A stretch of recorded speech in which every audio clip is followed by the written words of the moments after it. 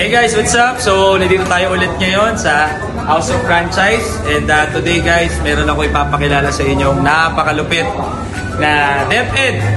Diba? Master teacher from Mandaluyong na talagang gumagawa rin ng ating franchising business dito sa House of Franchise.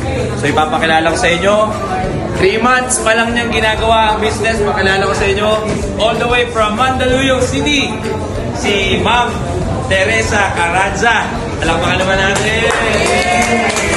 Ayan, so, si Ma'am Tere is a master teacher from Mandaluyong City. So, Ma'am Tere. Hello po, I'm a master teacher too from Mandaluyong and I'm very grateful kasi nakasama ko sa House of Franchise. In 3 months time, ako po ay kumita ng 700,000. Looking forward for another 3 weeks, no? So, nasa 800,000 na po ang ating kinita. Yun! So, nakakatuwa. Part-time lang po ako doing this